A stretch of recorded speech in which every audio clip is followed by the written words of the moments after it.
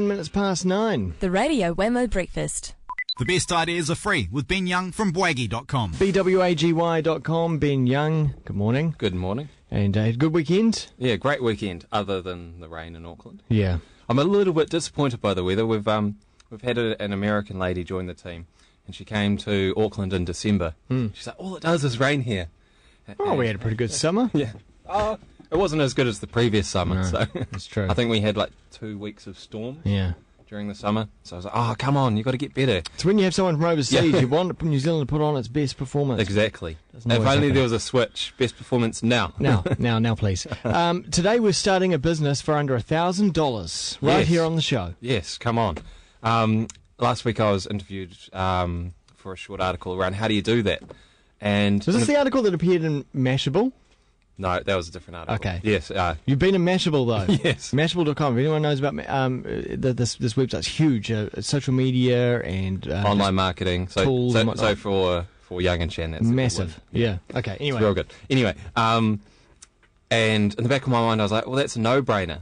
I've started probably half a dozen businesses, and I always start them with nothing, other than the company registration fee, right? Yeah. Which is about what 100, 150 Oh, bucks? it used to be real cheap. It used to be $50. And they'd sting you for like a $10 naming holding fee or something. They've at least doubled it. Yeah, it's now $160, I think. Yeah. They bumped it up. But so when I was asked, I was like, well, isn't that obvious? And then so I kind of went through what would I do or what have I done? So the number one thing is don't start your business till you can make a sale. So Okay. try and get a project off the ground. Try and get if your line of work requires a lot of scoping, do a bit of a scoping project which you can get paid for, or win your first client before you get started. That way, you've already got some cash flow before you've even started spending some money. And this could be okay. No, I'm just thinking. So we're talking a service type of business. Yeah. So this could be any kind of business. What if it's a widget type business, actually selling an object? So pre-sale, or get an exclusive license, or get some funding for an exploratory project. Okay. So that's what I was saying. Like for a services type business, you can start working on it straight away, right? And cash flow that yourself. If you're trying to build, let's say, a new microphone, there's a lot of work involved in that. Yeah. So that's where you'd try and explain your concept, maybe build a prototype, and show that to prospective buyers, and try and pre-sell the first 1,000 or first 500 units. Right. Okay. It's great market validation, right? If nobody's buying what you're offering, maybe you shouldn't do this, because if they're not buying straight away, it's a little, it's going to be hard to get off the ground. I'm not saying don't do it if that happens, but just realise that it is going to be harder. So the next thing was, well, how do you actually get those sales?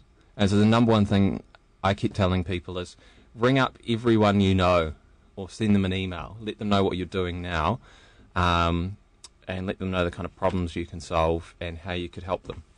And it sounds really, really cheesy, but if you actually think about it, we know quite a lot of people. Yeah.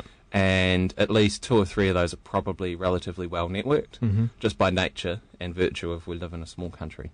So if you actually complete that exercise, you should be able to pick up a sale or two or a couple of leads. If what you can do is say what you're up to, how it can help people, and you can openly ask, do you know anyone that I could actually help? And quite often you feel nervous about that, but it's not that bad. People have problems and they want to get paid. They want to pay to get them fixed. The easiest way, I guess, to think about that would be, well, what if you received an email like that? How would you respond? Would you be like, oh, I can't believe he asked me? Or would you be like, oh, yeah, this is cool. Well, it would make you think, right? You go, oh, actually, so-and-so has a problem there. And then suddenly you've got a referral. And referrals are the best kind of business. Yeah. Because it's a little bit safer. It's someone you know. They're much more qualified. And it just helps the relationship get off the ground. So that's kind of the first 2 things I talked about. The next thing was minimise your costs. Like keep your costs real low. Try and avoid taking on any fixed costs. The other costs that I recommend you do take on is investing in some good business cards.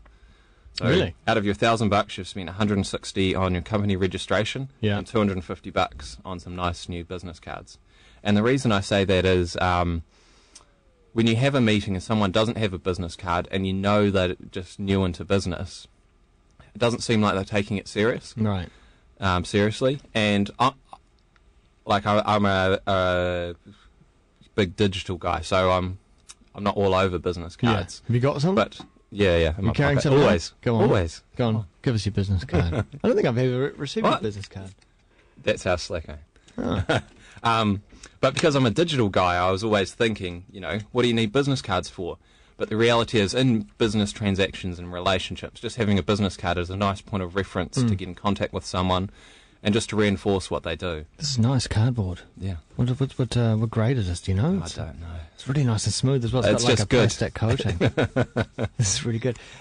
Just as an aside to business cards, how do you handle receiving business cards? What do you do with them? Because I just stick them in my pocket, and then eventually, when my pants get washed, they come out, and then I Yeah. put them in the bin. Yeah, so actually, it's another good point. When you start a business, get used to keeping business cards. Yeah, what's your So, process? when I receive a business card, it goes in my pocket, and then I go back to the office, and it sits in front of my keyboard, and it sits there till I've made contact with that person again. Okay. And that might be I send them a message on Just saying, LinkedIn. hey, good to see you. Yeah. Or if it's a project, kicking off the next steps. And Once I've done that, it then goes into my top drawer, and basically that's where it stays. That's where it stays. But you've got their email into your your mailbox. Yeah, because I've contacted them, Yeah. they're now my contacts, and I can. That's you good. know, I've Good to know. Carried on an ongoing dialogue. I'm going to start doing that. Yeah. So yeah, definitely do that. So again, it seems trivial, but not having business cards actually makes you look less professional. Yeah. The other thing I always say is find a partner, find someone else to start the business with. It'll make sales easier, it'll make delivery easier, and it halves your costs straight away. So someone else to invest in it. No, someone else to start up the business with you. So to be an employee. No, to be your partner. So they're investing in it. I guess so. Like, for example, Microsoft was started by Bill Gates and is it Phil Allen?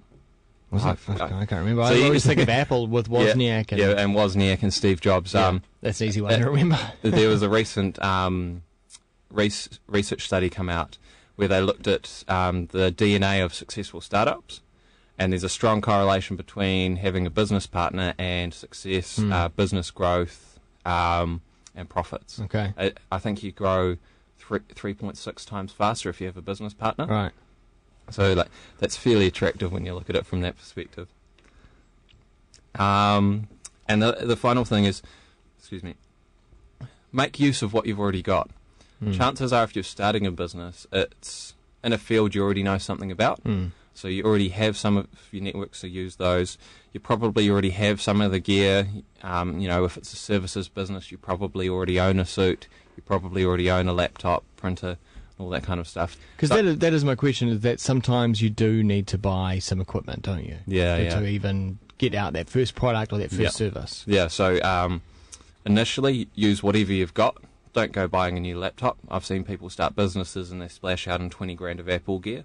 It's procrastinating, really, isn't it? Yeah. Because what they're saying is, I can't start until I've got this. Yeah, exactly. Whereas just do it. When you start a business, you're in a constant state of change. And whenever you buy something, chances are it's not going to be what you intended it for after a year anyway, because your business will change. So, don't get hung up on trying to source all this stuff. Just get on with it and work around it. If you have to buy big, expensive gear, that's where you need to make that first initial sale to kind of validate that investment. Okay. Cool. And that's kind of it from me. Starting a business for under $1,000. $1,000. So $410. Business cards and company registration. So I've freed up for $590. And just talking about company registration, there's always the question in there about shares and how many shares you divvy out and all that kind of stuff. How does that? I mean, maybe that's a topic for another day. I suppose. It always depends on the type of company you're doing. I'd rather address that on another topic. Yeah, for sure. You can always continue the conversation with Ben at bwaggy.com, bwaggy.com, or on Twitter as well. See you next time.